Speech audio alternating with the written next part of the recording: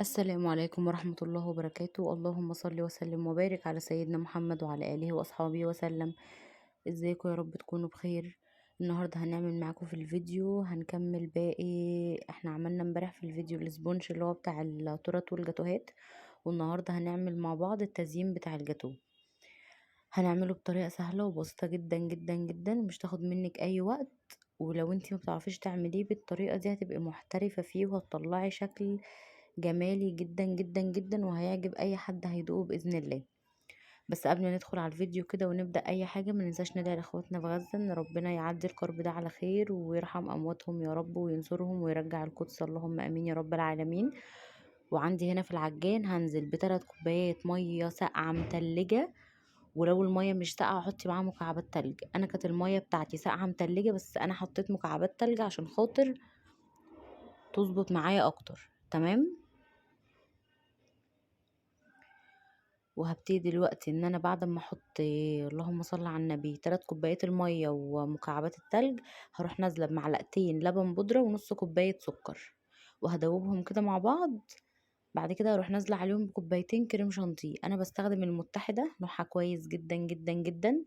تقدري تجيبي النوع اللي انت تفضليه، بس المتحدة بيبقى نوعها كويس، بس حاولي تجيبي نوع كريمة تكوني ضمناه يكون كويس، علشان خاطر الكريمة تطلع قوامها حلو معاكي. تمام. والمية تحطيها حسب نوع الكريمة بتاعك، يعني المتحدة دي لو حطيت لها 4 كوبايات مية على الكوبايتين هتبقى تمام جدا. بس انا حطيت 3 كوبايات مية على كوبايتين كريمة، لان انا عايزة طبعا الجو لسه حر، فعايزة الكريمة بتاعتي تكون متماسكة شوية، متبقاش خفيفة. عشان كده حطيت 3 كوبايات مية على كوبايتين كريمة. ممكن احط كوباية كريمة على ال3 المية هتظبط معايا، بس لو احنا في الشتاء. تمام. وخلطتهم مع بعض كده على الهادي، وبعد كده شغلت عليهم سرعة عالية لمدة 10 دقايق. اتخلطوا معايا وطلعوا بالشكل ده كده، متماسكة جدا خطيرة يعني. انا كده عملت الكريمة اللي هي الفانيليا، هركنها على جنب كده في الطبق. وفي نفس العجان هنزل ب3 كوبايات مية، هو نفس المقدار، ومعلقتين لبن بودرة بيعززوا معايا الطعم. مش عندك لبن بودرة ممكن تحطي بس الكريم، وممكن تستغني عن الاتنين. ورحت حاطة نص كوباية سكر وخلطتهم شوية مع بعض على هادي، دوبتهم كده. بعد كده رحت حاطة كوبايتين كريم شانتيه بالكوب المعياري، ونص كوباية كاكاو. تمام. والكاكاو حسب الكريمة بتاعتك، انت عايزة تغمقيها ولا تفتحيها. حلو كده. وبدأت ان انا اخلطهم كده على هادي يدوبوا. وبعد كده عليت السرعة 10 دقايق برضو لحد ما اتخلطت معايا تمام. هبتدي دلوقتي ان اجيب الكيك بتاعي. الصاج دوت زي ما قلت لكم امبارح عملت فيه الكيك، مقاس 20 في 30. الصاج دوت كان ممكن يطلع معايا 24 قطعة جاتو. تمام. بس طبعا ورقة الزبدة ليها فايدة، ان انا بشيل كده الورقة بتشيل معايا كل الارضية بتاعة الكيك. هبتدي دلوقتي ان انا اقشر الوش بتاعها كله. حابة الجاتو بتاعك يبقى السمك بتاعه صغير، اللي هو 10 سنتي كله على بعضه، او 12 سنتي كله على بعضه. هتقسمي دي بالنص، هتفتحيها كده بالنص. بعد كده تروحي حاطه طبقتين على بعض. انا عشان عايزه الجاتو بتاعي يكون العلو بتاعه عالي شويه، ما يكونش واطي، فقسمتها بالنص على طول من غير ما افتحها من النص. تمام كده. بس انتي حابه السمك بتاعه يكون قليل، هتقسمي دي بالنص، وحسب برضو علو الكيك بتاعك. تمام. هبتدي دلوقتي ان انا اكحت الارضيه دي كلها كده، وهظبط الجناب وهظبط كل حاجة. هشيل يعني كل الحاجات اللي ممكن تعمل عازل ما بين الكريمة بتاعتي وما بين الكيك، ان الكريمة تلزق على الكيك. وبعد ما خلصت كده هجيب اي قمع واي كيس حلواني عندك. لو انتي بتعرفي ان انتي توزعي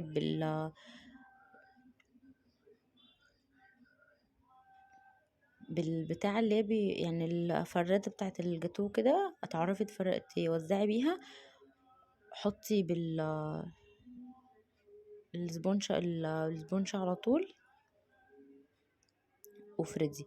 مش تعرفي حطي في كيس حلواني كده زي ما انا حطيته. وانا قصدت ان انا احطه لكم في كيس حلواني عشان خاطر يعني اللي مش بيعرف ان هو يظبط الكريمة مستوى واحد في الكيك وكده، بالطريقة دي هيتظبط قوي. هحط كده الكيك وهحط طبقة من الكريمة، وهروح حاطة طبقة الكيك التانية فوق.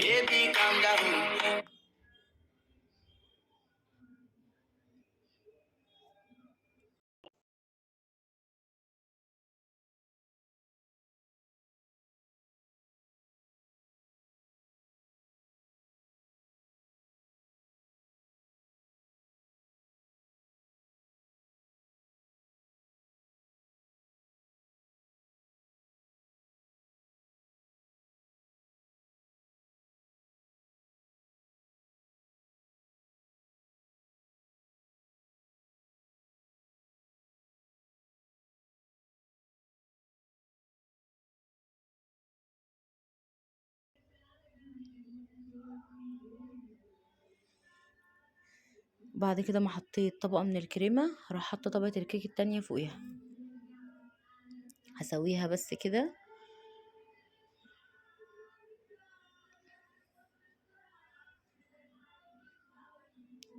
واروح حاطة طبقة الكيك التانية فوقيها، وهضغطها ضغطة خفيفة ان ايه الطبقتين الكيك مع الكريمة يمسكوا في بعض كويس. وهحط طبقة تانية من الكريمة، وهساوي بقى الوش تماما. بعد كده هدخله التلاجة.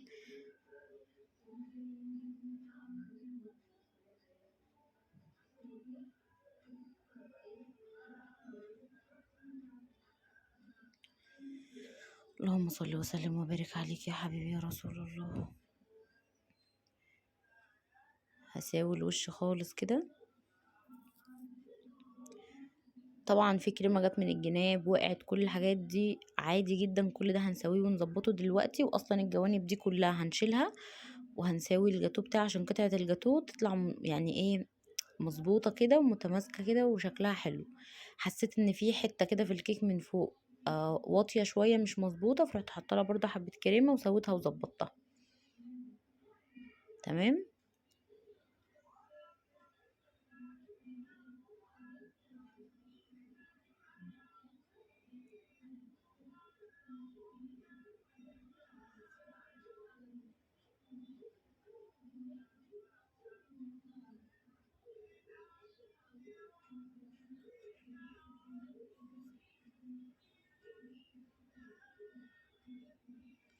هدخلها بقى التلاجة تمسك شوية قبل ما احط الجانيش بتاعي. هنشوف هنحط جانيش ايه مع بعض. وهجيب بقى الكيكة اللي هي البني، وهعملها برضو بنفس الطريقة، بس هعملها بالكريمة اللي هي الكريمة البني، الكريمة اللي هي بالشوكولاتة. هقشر برضو الوش بتاعها، وزي ما عملت في الاسبونش الابيض هعمل في الاسبونش الكاكاو بالظبط. ودي برضو كانت ممكن تطلع معايا، بقولك لو انتي ما عندكيش المقياس ممكن تقيسيها بايدك عادي جدا. ممكن يعني في كذا حال انتي تقيسيها وتطلعيهم قد بعض بالظبط. دي برضو كانت ممكن تطلع معايا 24 لو قسمتها بالنص. بس انا حابة زي ما قلتلكوا قطعة الجاتو بتاعتي تكون عالية وتكون ماسكة روحها كده.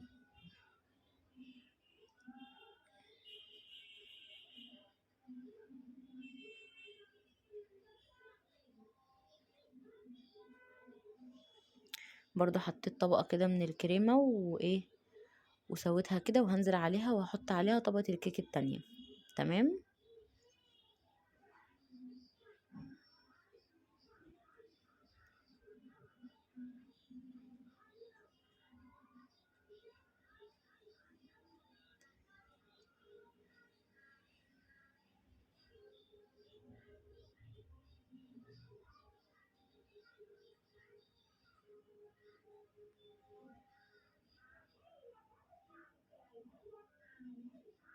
هسويها وظبطها برضو بنفس الشكل، وهدخلها التلاجة. انا اللي خلصتها بدخلها التلاجة على ما ترتاح شوية وتسقع، اكون خلصت الاولانية تمام. يعني شغالة في الاتنين مع بعض، عشان مش برضو ايه مش هوقف نفسي على حاجة.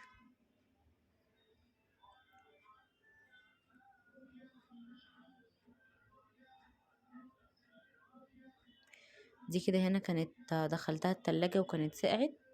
هروح جايبة بقى الجناش بتاعي. انا جبت صوص فراولة كده، ممكن بقى تزيني بالصوص اللي انت حباه، بالجناش اللي انت حباه، حابه تحطي كراميل، تحطي مانجا، تحطي فراوله، توت، اي صوص انت حباه تقدري انت تحطيه. انا حطيت صوص فراوله كده، وهبتدي ان انا افرده دلوقتي بالبلانجه بتاعتي.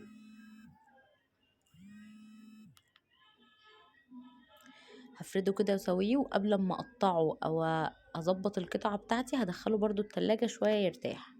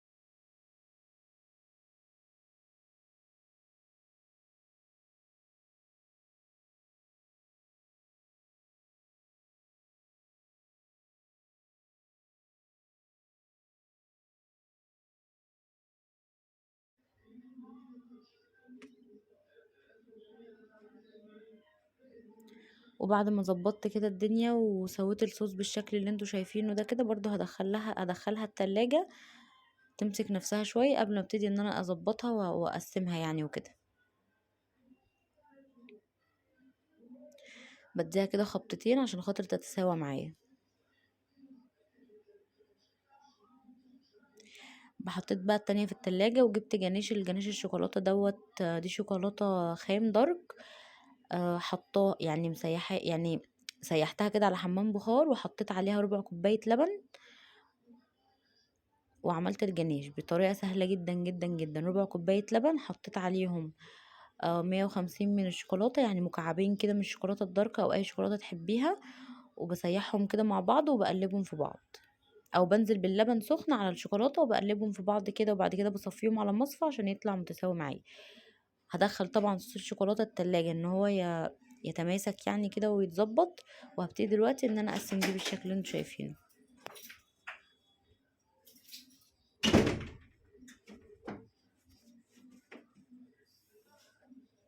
كل الجوانب دي هشيلها كده، هركنها على جنب، بس برضو مش هنرميها، هنعمل بيها حاجات تانية.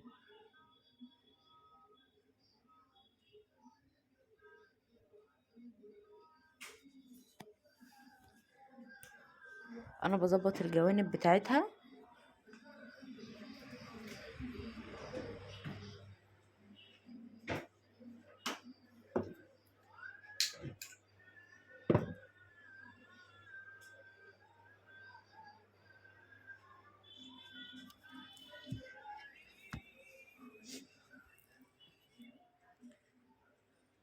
مش بقطع من القطعة كتير، بس ايه، بظبطها ان هي تبقى ايه الجناب بتاعتها كلها قد بعض ومتساوية. بجيب السكينة اللي هي المشرشرة دي، طبعا موجودة في اي بيت. انا عايزة قطعة الجاتو بتاعتي زي ما قلت لكم تكون كبيرة شوية، ما تكونش صغيرة. بجيب السكينة اللي هي المشرشرة دي، وبحطها كده في كوباية، احطها جنبي فيها مية سخنة، بنزل كده السكينة فيها وبطلعها بمسحها، وبروح قطعة بيها القطع على طول عشان تطلع معايا مظبوطة ومتبقاش فيها اي، يعني تكون القطعة طالعة مظبوطة ومتساوية. تمام. دوت ورق بيتباع عند اي حد بتاع ورق فويل والحاجات دي، بجيب من عنده لفة كده كبيرة.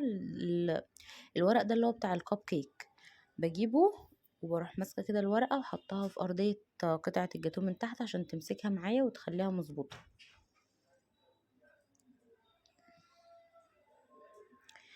اهو كده هبتدي دلوقتي ان انا اعمل روزيتات بالكريمه البيضه. اي شكل روزيتات بقى انت حباها تقدري تعمليها. اهو كده. دول 6 قطع. قلت لكم ممكن ان انا لو عايزه قطعه الجاتو بتاعتي تكون صغيره في الحجم، آه سمكها يكون اقل من كده وتكون صغيره عن كده، الصاج هعمله زي ما هو كامل، بس هقسمه بالنص وهشتغل فيه. وجبت كده الشوكليت اللي هو الشيبس الصغير دوت اللون الذهبي كده، وحطيت كده منه كام واحده كده على شكل قطعه الجاتو، يديها برضو شكل حلو قوي. التزيين ده بتاعك انتي، تقدري تزيني بالشكل اللي انتي حباه.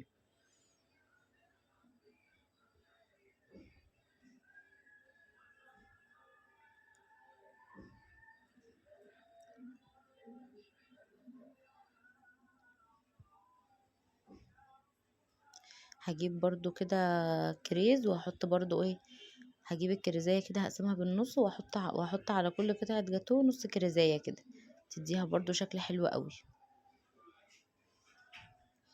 بس وكده خلصنا 6 قطع جاتو اللي هو الفانيليا. وهجيب الشوكولاتة برضو هعملها بنفس الطريقة، هسوي الجناب بتاعتها.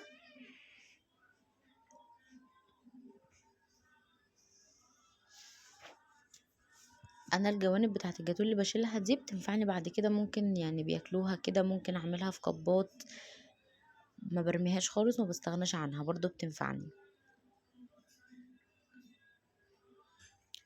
اهو بعد ما ظبطت شكلها كده هبتدي برضو ان انا اقسمها، هقسم الحتة دي ل6 قطع. ببل طبعا السكينة في مية سخنة وبمسحها، وبعد كده بروح نازلة بيها قطعة الجاتوه كده على طول، واروح قطعها بالعين كده، بظبط مقاسها بالعين.